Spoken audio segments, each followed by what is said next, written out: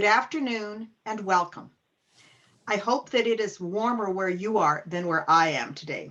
I am glad I'm indoors. Thank you for joining us for the 5th webinar of the series focusing on the Daughters of Penelope mandatory and voluntary projects. I want to thank the organizers, Grand Secretary Georgette Bouligeris, Grand Governor Zone 1 Kathy Matrakis, and Executive Director Elena Saviolakis for coordinating and hosting our webinar. Today, our presentation is about Penelope Place.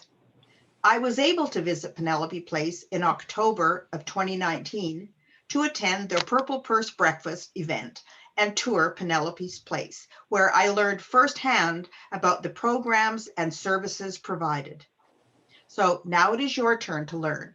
So I invite Grand Governor Kathy to introduce today's speakers. Thank you, Grand President Celia. Hello, sisters in a HEPA family. Please feel free to submit any questions that you may have included in the Q&A or chat session, and please make sure to send the questions to all the panelists and the attendees. Also, the webinar is live on Facebook and was being recorded, so it can be seen on the DOP website under the Members tab under the Webinars section. Our speakers today, our first speaker is Julia Kehoe, who's the president and CEO of Health Imperatives. She joined the organization in 2013, and its mission is to improve the health and well-being of low-income and vulnerable families and individuals in various locations in southeastern Massachusetts. They also provide healthcare and human services to more than 25,000 people annually, and serving mostly low-income women and girls. Their goals include reducing health disparities and advancing health equity, eliminating racism and other injustices, partnerships with low-income families and individuals, particularly those impacted by violence, to help them become healthy, safe, strong, and empowered. Their programs include Penelope's Place Emergency Shelter, which you'll hear about today, crisis counseling and medical and legal advocacy for survivors of domestic violence and sexual assault in Brockton, Massachusetts. They also have the WIC, the Women, Infant, Children Nutritional Program, provide educational resources and support young parents in raising healthy, happy children, preventing child abuse and neglect, and also providing sexual and reproductive health services such as pregnancy testing, birth control, testing and treatment for sexually transmitted infections, hepatitis C, and HIV. They also provide primary and psychiatric care for court-involved youth in state custody and short-term case management for formerly incarcerated individuals who are living with HIV, AIDS, and hepatitis. Prior to joining Health Imperatives, Julia was appointed by the Governor of Massachusetts as Commissioner of the Department of Transitional Assistance, which provides cash and nutrition assistance to more than 800,000 people in Massachusetts each year. She helped to reframe the agency mission to emphasize increasing economic opportunity and breaking the intergenerational cycle of poverty. She also served in the past as executive director of the Metropolitan Boston Housing Partnership, a regional nonprofit affordable housing organization. We're also delighted to have another speaker, Jennifer Allison, who's the Vice President of Development and Community Relations, and she's been at Health Imperatives for 3 years. So thank you very much, both of you ladies, and we look forward to hearing about what you're going to talk to us today. Thank you. Thank you so much. Should I begin?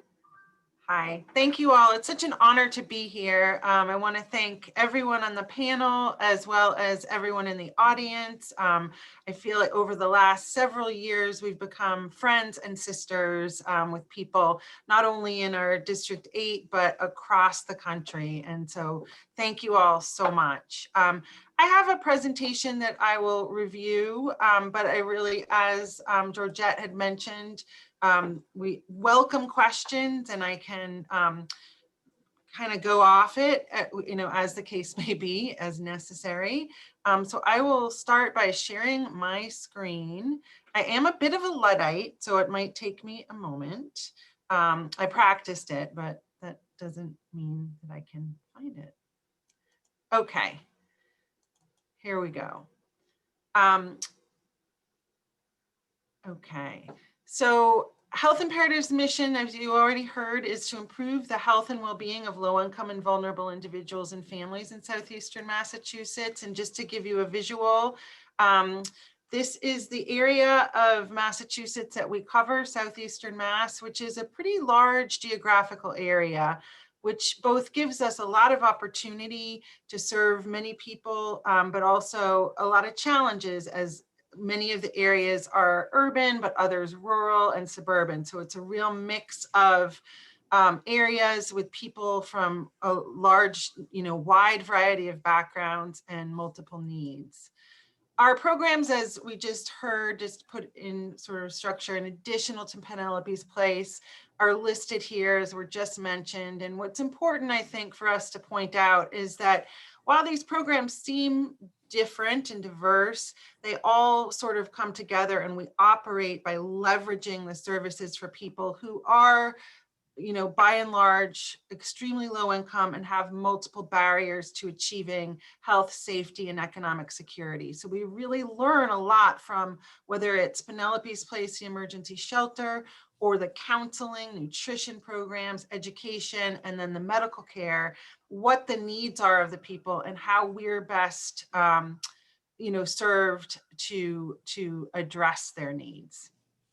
I think in the introduction, you mentioned partnership, and I think our approach is, as important as our programs. And we really, as I just mentioned, believe in comprehensive coordinated services, because no matter where someone comes in, they have the same set of needs, and we need to figure out how to make sure that we can bring the services to them instead of have them navigate multiple systems of care.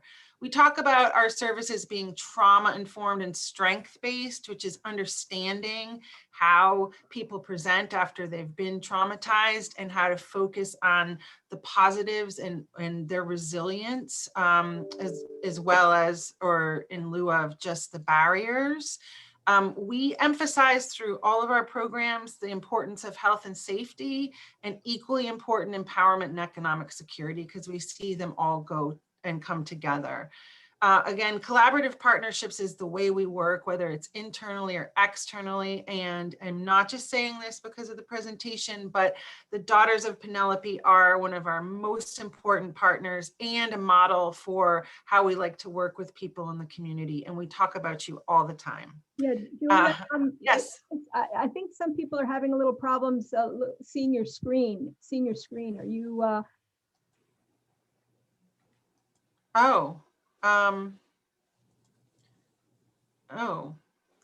Is anybody seeing it, or? Yeah, we are, but somebody had said she could not see your screen, so I'm not sure if. I don't see it either. If you want to try doing it one more time. Okay. The slides. Yep, I have the slides up. Should I just exit out and start over again? No, we're not seeing the slides. Yeah, and just click on share screen below and see if it picks it up this time. Sometimes. Okay, I'm so sorry. Let's see. Share sometimes screen. It takes a little. Now I need to find the document. Sorry. I'm so sorry. No, it's okay. All right, here it is. And then, okay. Let's see if this works. I don't know why it's not, does that help? I think I see something. There it is. Yay! All right. Well, luckily I haven't said anything that hasn't already been said. So perfect. Go through the slides. Here's our mission, and the area I was talking about, as you see, it's a big geographic area within Massachusetts. And I mentioned our different programs. And of course, we're focusing on Penelope's Place shelter. But as I earlier mentioned, the other services we provide, we believe, are so important for all survivors of domestic violence. So we either leverage those services or replicate them in the shelter. And again, our approach is really to focus on relationship building, whether it's with the participants we work with, our partners within our organization, our donors, our partners like the Daughters, and a number of different community-based organizations, law enforcement, and healthcare. And we believe that not only does that allow nonprofits to really focus on what they do best or what we consider our core competencies, but it also really helps reduce the duplication of services and make sure that people really can access what they need when they need it. So trauma-informed care, I mentioned a little bit. People talk about it all the time. What it means is that we're really recognizing and responding to symptoms of trauma. Previously, oftentimes, domestic violence shelter programs were very rules-based and really focusing on making sure that people are safe and having lots of structure around that, not necessarily letting volunteers come in. But we found that that doesn't really help people move toward self-sufficiency and security and reintegrate into communities. Also, people who've experienced trauma don't always present as what people may consider to be a typical victim. So it's really important that we recognize and respond to what are some, common responses to ongoing and severe trauma. So we really focus on establishing client safety, trust, and well-being, and emphasize client strengths and resilience. And it's also really important to acknowledge the impact of structural racism, discrimination, and poverty, because while domestic violence impacts people at every single level of the economy, social, socioeconomic status and different groups, when people also don't have the resources to move or leave and are therefore homeless, like the people we serve at Penelope's Place, there's clearly a disproportionate impact on people of color and immigrants. And we are, it's really important to acknowledge that in terms of getting new services and addressing policy issues.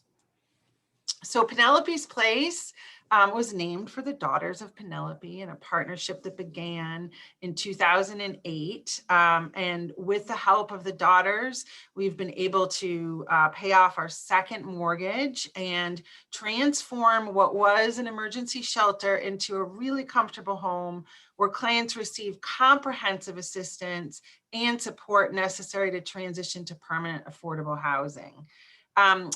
We have 5 bedrooms, and thanks to the daughters, we also have an emergency room. And that's really important because in Massachusetts, and any given night, 75% of the people who need emergency domestic violence shelter are turned away because of lack of accessible shelter.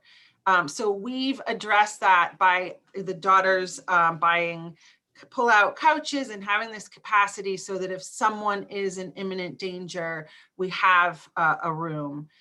We also changed the eligibility criteria several years ago to really only serve people fleeing imminent danger.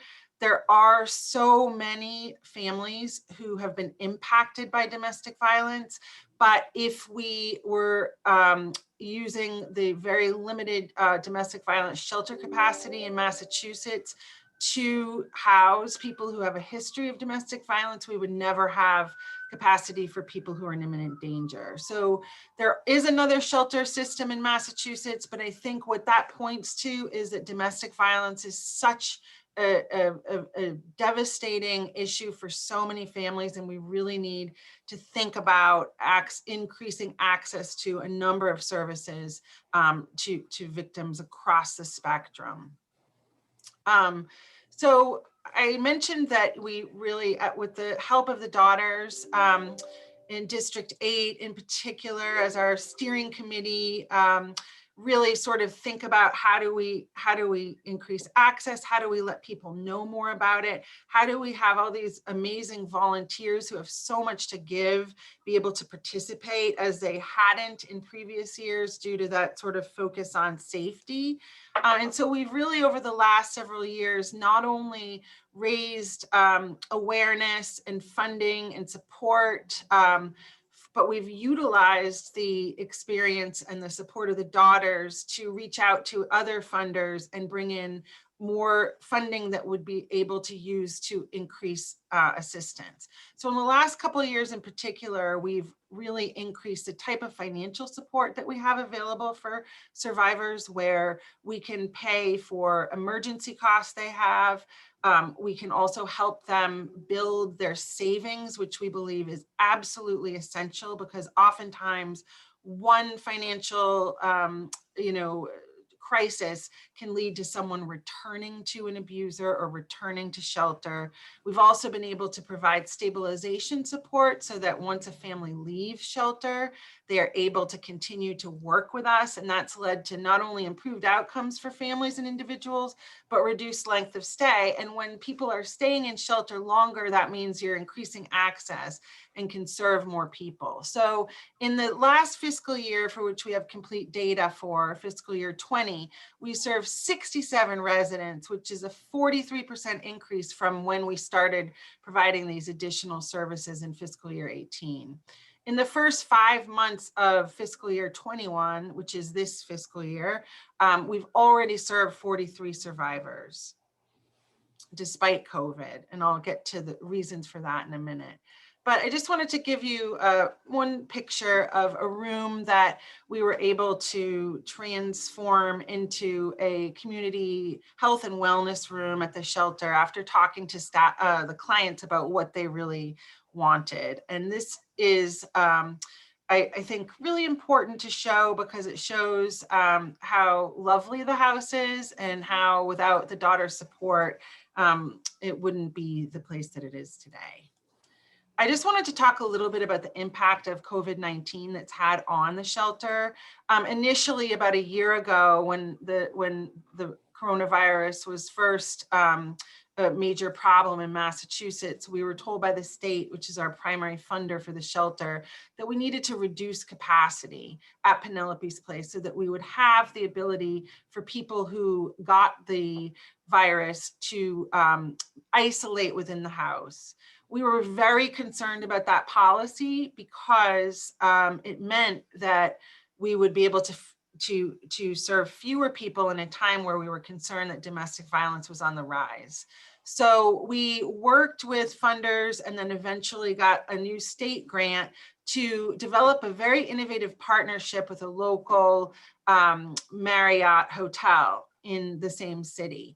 They have these beautiful efficiency apartments, which we've been able to rent. And what that means is that people can come into the shelter program for 2 weeks at the time when they were quarantining before going into the shelter. And then we were able to fill all 5 shelter rooms and say to the state that if someone got sick, we would be able to move them into their own unit within the hotel. So that not only helped us allow for quarantine and help the clients and staff feel safe, that we were taking care of making sure people were negative before coming into the shelter, but it also expanded capacity, which we were very concerned about and has been an issue in the rest of the system in Massachusetts, because not all programs had the ability to work out a new program with a hotel. There have also been significant delays in people moving into affordable housing. Again, there's a number of reasons for this. One, people may not be leaving housing as they were before, to the, working, from home, or the impact that COVID has had on capacity and people being sick has slowed down people moving into affordable housing, which then sort of backs up the shelter system. I also think it's important to talk about what the impact of COVID-19 has been on victims of domestic violence.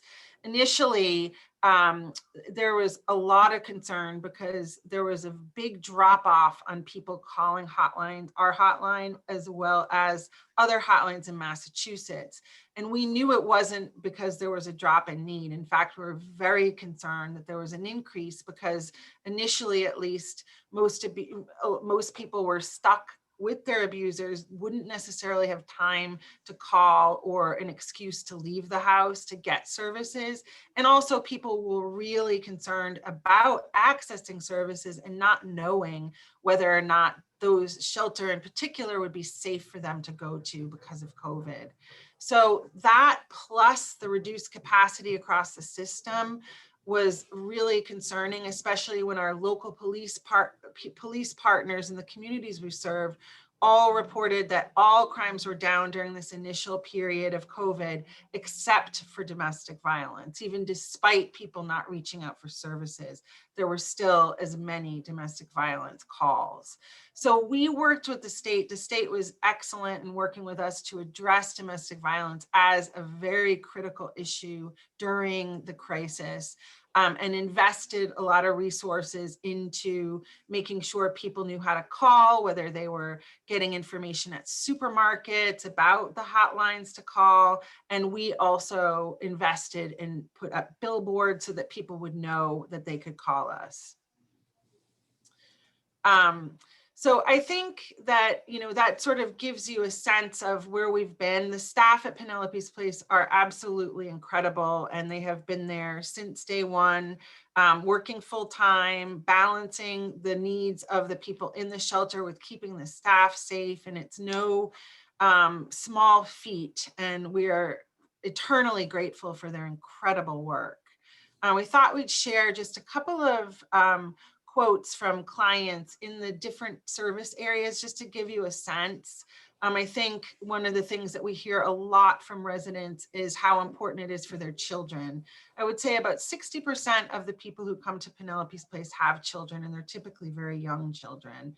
And this particular resident, of course, said that it was really important that the children had a sense of security because they never even knew what was going on, but they had always had someplace to call home. And so instead of having to go live with someone else or having to go to a shelter, they were really glad to be able to get this type of help. And I think, again, it's important to note that we are a shelter, but a lot of residents have mentioned that they were so glad that they could come here instead of a shelter because it doesn't feel like that. And part of it is the physical space, as you've seen, but most of it is because of the way the staff and volunteers, including many of you, interact with people and make them feel part of a community. Another, we really do believe that financial literacy is essential as trauma services, because without financial security, it's very difficult for people to stay away from abusers. I think, we mentioned, and many of you have participated in and been honorees of our Purple Purse, Purple Tie program every year. And, through that, we've focused on the fact that the majority of victims of domestic violence are financially abused. And in this resident's case, she didn't even realize that she was abused until she took financial literacy classes at the shelter. So as you see in this quote, her ex had accumulated over $50,000 in debt in her name. Her credit was low, but with the help of the staff, she could repair her credit. And she learned in the class about how to be financially independent and to take control of what she lost. And we are particularly proud about her ability to save monthly, because you never know about tomorrow. And I had mentioned that we recently, in the last 2.5 years, have had the ability to match savings for residents who save money. And so the staff has worked with them. So on average, everyone who comes into shelter when they leave have saved $1,000, and we've matched $1,000. So when they move into housing, they already have $2,000 security, and equally important, a habit of saving. This quote, I think, is really important. And again, I want to give a credit to the Daughters of District 8 in particular. I will never forget one of our first meetings when both Elaine Rice and Eugenia Christie were here. And unfortunately, as you know, they've both passed away in recent years. And they both told me in no uncertain terms that the way we were utilizing volunteers really wasn't beneficial, and we were losing out a lot on all that the daughters had to bring. And so we changed the way we were doing things. And now volunteers are absolutely a critical component of how we do everything. In this example, having the only teenager in the house, sometimes she gets bored and frustrated with the situation we're in. And when volunteers are here, she gets time to do things with other people instead of doing it with me or the staff. She loves it when they are here.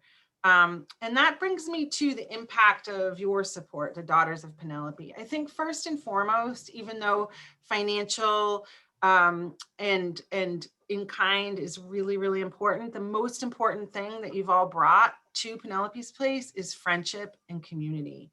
I can't tell you how many people have a regular presence. I don't even know they're dropping something off, whether, you know, and it's gone beyond, as I've mentioned, the girls in Massachusetts, Connecticut, New Jersey, to the rest of the country and Canada.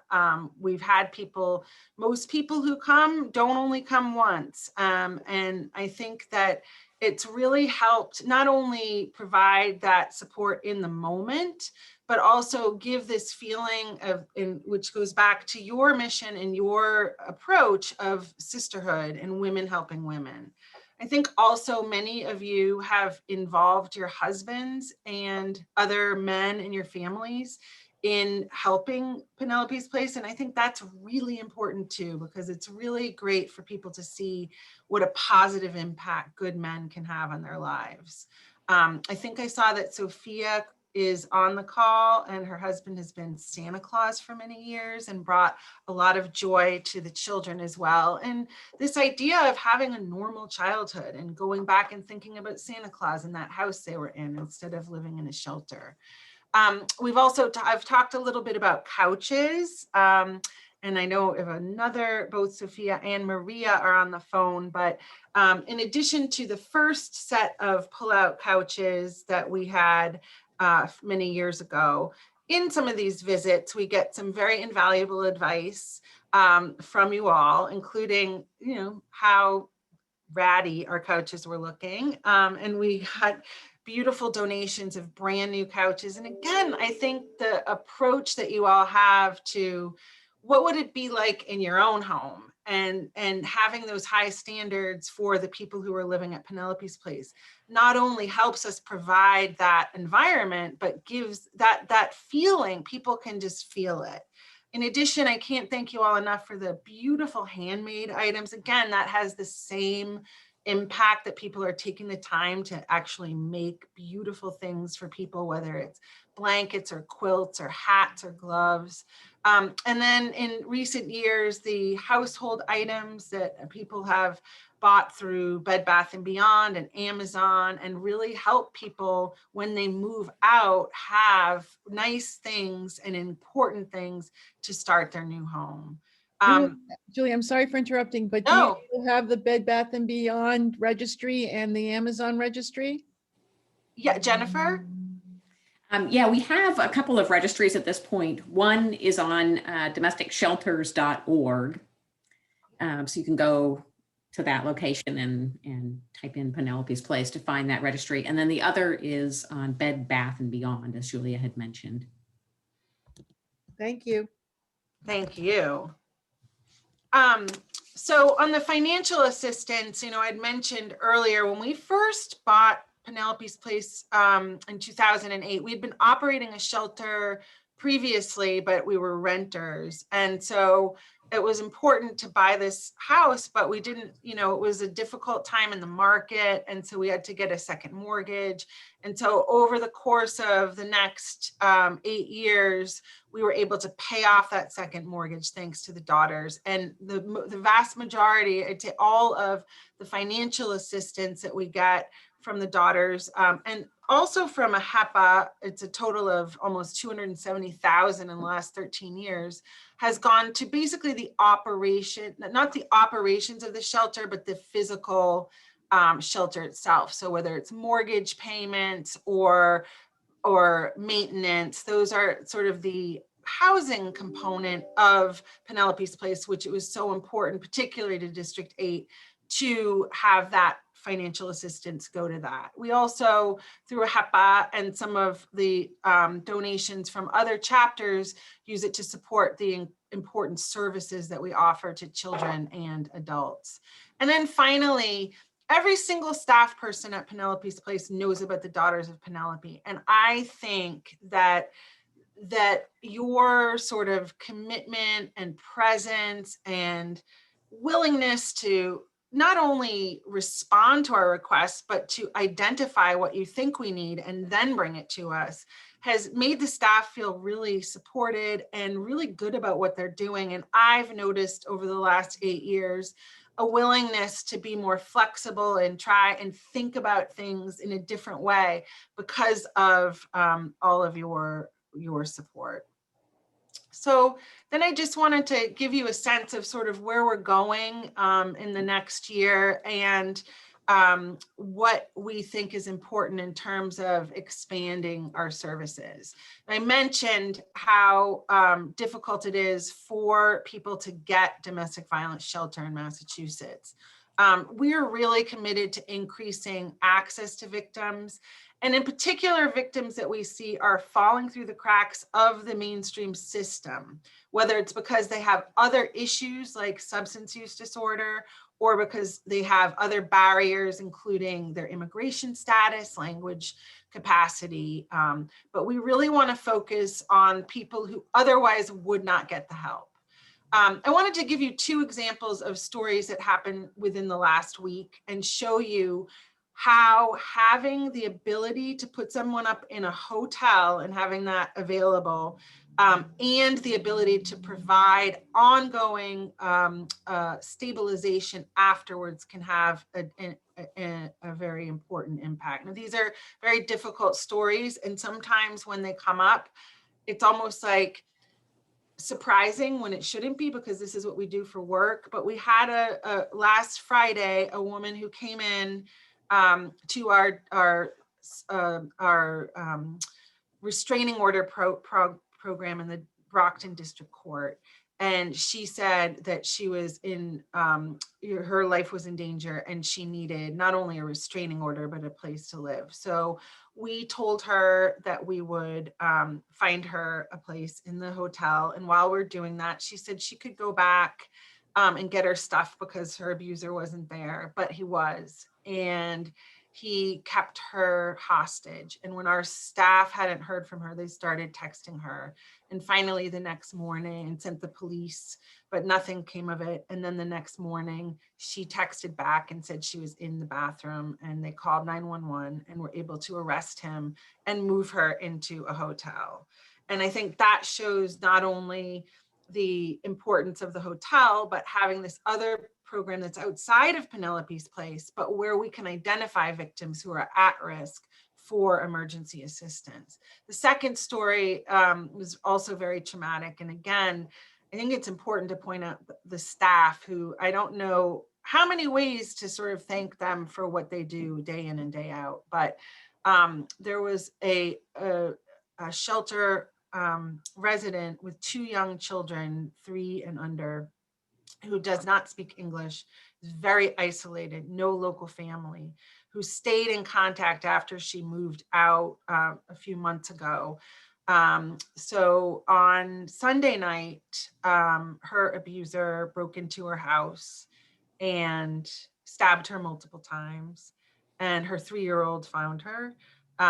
Luckily, a neighbor called, but the injuries were so severe, she had to be transported to another hospital miles away. The children were taken into custody because there was no other family members to take them in. And she's still in the hospital, but our staff have reached out to her and are wrapping our services around, are working with the Department of Children and Families to make sure the children are okay. They'll be reunited soon. And again, I think that her just having the staff people and having, our staff called the local Brockton police officer we work with to work with the police involved in the attempted homicide. And so having that sort of comprehensive partnership across the board, I think improves outcomes for people. And it's still traumatic and terrible that we can't prevent it all, but hopefully, you know, this is, not something that happens that often, but it does sort of point out the reality of what survivors are dealing with. So we had talked a little bit earlier about the broad range of programs we have, including sexual and reproductive health clinics. And we've noticed in recent years how many people are actually victims of human trafficking, both health, sexual trafficking, and labor trafficking. So we've really decided, because of the intersection of domestic violence, sexual assault, and human trafficking, to focus on this population, because there's often a overlap with substance use disorder and mental health issues. We recently received, with our local district attorney's office in Brockton, where Penelope's Place is located, $1.5 million grant to develop a human trafficking task force. We have now a human trafficking unit within our rape crisis center. And we're working with the DA's office to not only help improve prosecutions of trafficking on their end and services on our end, but also identify opportunities for increased services. And the biggest gap, of course, is housing, particularly housing with supports or shelter with supports like Penelope's Place. So we're currently looking to develop a housing program that we're calling Sanctuary Place, which we sort of named in partnership with Penelope's Place, so they kind of go together. We called it Sanctuary Place because it's a former convent, and we wanted to, if not name it after the women there in the convent, the nuns, but have a name that sort of brought to mind their work and their place, this sanctuary, and also be a sanctuary for survivors. So this new model is largely based on Penelope's Place, where we are bringing, whether it's healthcare, wellness, trauma counseling, but also medication-assisted treatment for people who have substance use disorder, and children's services, and employment into the program.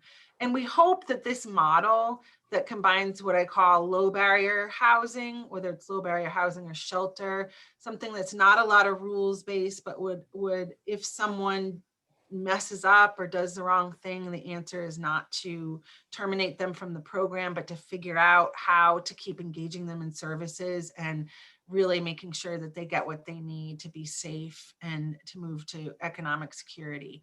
So we're hoping that this partnership with the Planning Office for Urban Affairs, which is a nonprofit affiliated with the Archdiocese of Boston of the Catholic Church, that we have told them that we're interested in down the road opening new domestic violence shelters, whether for families, individuals, or survivors of sex trafficking. So that was my overall sort of where we've come from and where we're going, and none of it would be possible without the Daughters of Penelope. So thank you. Thank you, Julia. You talked a lot about the medical services. There was a question about, coordinated medical services with any particular healthcare providers, clinics, or networks you have on site, perhaps, or outside, the shelter there. Yeah, that's an excellent question. Our strongest relationships are in Brockton. I think a lot of them are with the healthcare system. So, for example, the hospital system, Signature Healthcare, Brockton Hospital, they not only have a hospital and a trauma center, but they also have a number of providers, who are affiliated with them. So we work very closely with them to identify victims and then also to bring victims for services, whether it's OBGYN, delivering babies, or trauma-related services.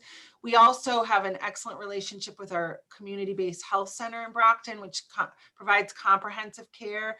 We provide sexual and reproductive health, which does include annual exams, but we definitely leverage the resources of the other healthcare providers in our area for the services. Drug treatment programs and mental health counseling beyond our emergency counseling are also healthcare services that we leverage. Okay, great.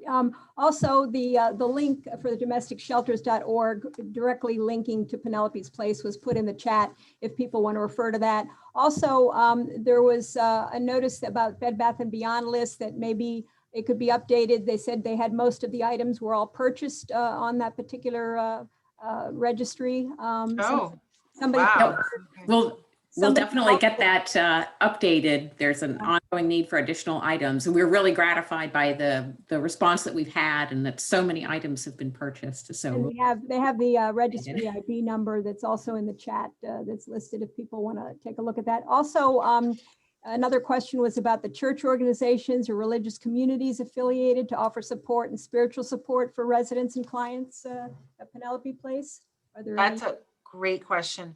We have a wide network of religious providers, religious partners from every single background in the area, not just within the city of Brockton, but the surrounding communities who provide, they don't necessarily come on site for the spiritual work, but volunteers do come, and we have many of the residents do participate, especially now that there's more ability to do virtual participation in some of it. But I think our biggest partners are probably the different churches and synagogues in the area. Yeah, I would just jump in to say we get many, many generous donations from area churches. Their support of the shelter is longstanding and really wonderful. And then I did also just want to mention very quickly a relatively new partnership, which started last year with the Unitarian Universalist Urban Ministry. The initiative that they run is called Believe in Success. Oh, yeah. It's an employment program that helps victims of violence, survivors of violence. And a number of residents of Penelope's Place have been accepted into that program. And it's been really instrumental in helping them to prepare to enter the workforce or re-enter the workforce, as the case may be. That sounds great. I don't know, Sister Lily Repass, she's on, I think she's been working with you all on the, I didn't know if you had any other comments or that you wanted to share. Sister Lily? I thought While you're reaching out to Sister Lily, can you ladies talk a little bit about how you organize the basement in Penelope House and and how that's a resource for the clients? Sure. That's a great question too. Yeah, I think volunteers are so generous that I think sometimes the staff at a particular point in time are overwhelmed with how to make sure that we could get everything out to people as they need it. So we actually worked with people from Marshalls, who are also really great partners of us, to figure out years ago how to turn it into almost like a store.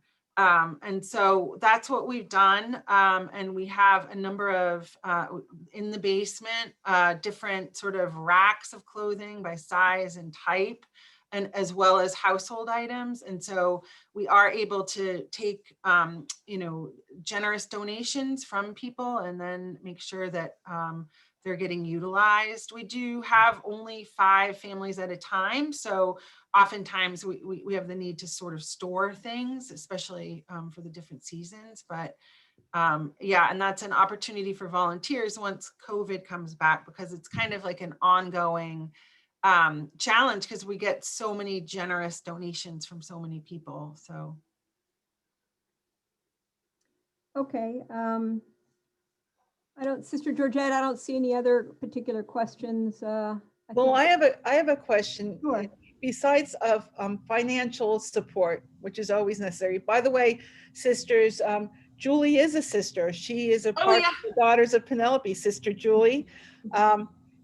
And I think we have to get Sister Jennifer to become Sister Jennifer, but anyway. I would be honored.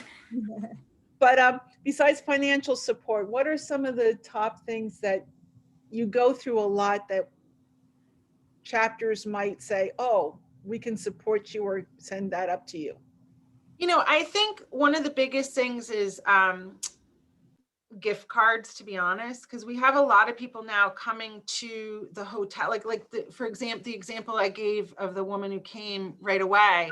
If she hadn't gone back to her house, like we would need, and we do keep some clothes on site, but you know, oftentimes there's no food. So I think having the ability to have whether it's a gift card to Target or a local grocery store has been invaluable. Because I think that once people are in the shelter, that it's easier for us to support them. But when they're coming into the hotel initially, or we're seeing them through the Safe Plan program, which is the restraining order program, they also don't have access to other services or needs. So, you know, I think those are often the people who have the greatest needs. Would you be able to type in the address of Health Imperatives in the Yeah. chat so that if anybody wanted to send gift cards, and I guess in the cover letter that the gift cards is for Penelope's Place? Sure, Jennifer, sorry, someone just came in. I missed that. I'm sorry. Could you answer, Jennifer? Yeah, you would want to make those out to Health Imperatives. Mm-hmm. And the address, if you could type in the address in the chat. Type it in. Sure. Okay. Yeah. And I'll say the address as well, just in case that is helpful to people as well. So it's Health Imperatives, and the address of our administrative office is 942 West Chestnut Street in Brockton, Massachusetts, 02301. And I know Jennifer gave the website for the domesticviolence.org, but I would encourage people to visit our website, healthimperatives.org, because we can have the link on that. And that way you can see sort of what's going on. And if there are other needs that we have, they can be on that main website, especially if the Bed Bath & Beyond, for whatever reason, on the given day you visit it, is all out. I'll put that in. And also, I just wanted to confirm, I can put in the address 922 West Chestnut Street, Brockton, Mass. 02301. It's 942. 942. Okay, say that again, please. 942 West Chestnut Street. 942 West Chestnut Street, Brockton, Mass. 02301. Correct. And it's Health Imperatives. Was there something about, you said administrative office, or? That's the address of the administrative office. Okay. All right. Okay. And that's where the gift cards can be sent. I'll put that. Yes. In. That's fine. Okay. I think if there aren't any more questions, then we want to thank you both, Julia and Jennifer, very much for your very informative presentation. And as you mentioned, in District 8, there, all the good sisters, help and support all the good works that you all do. And it's quite an impressive, undertaking that continually seems to be improving and providing the needs of those that you serve. A reminder to our sisters that the project's obligations are due by March 31st. And I also want to thank my partner with these webinars, Grant Secretary Georgette and Executive Director also Elena and Grant President Celia, for this team effort. And thanks to everyone who joined in and for all your thoughtful questions. And now Grant President Celia will give her final remarks, and Executive Director Elena will share with us about the next webinar and who the speaker will be. So we hope you can join us, and thank you all very much. Thank you very much, Grand Governor Kathy. And I want to thank Julie and Jennifer for taking the time to inform our members about Penelope's Place. When I became Grand President, I chose a President's Project to assist the vulnerable, focusing on human trafficking. So I am very pleased to hear that you have added that to your focus. The statistics that I have read about that are just staggering. So, and I'd also like to thank past Grand Governor Lily Respis for chairing this committee for the Daughters of Penelope. Thank you, sisters, for attending today's presentation. It is my hope that you were able to gain more insights that you can share with sisters in your area. I invite you all to tune in next week when our topic of conversation will be Penelope Daycare Center. I want you to all have a very happy Valentine's Day. And as you enjoy President's Day in the US, many of us north of the border will be enjoying Family Day. Stay well and remember, together we are stronger and together we thrive. Thank you. Thank you. Happy Valentine's Day. Thank you. Bye. Bye.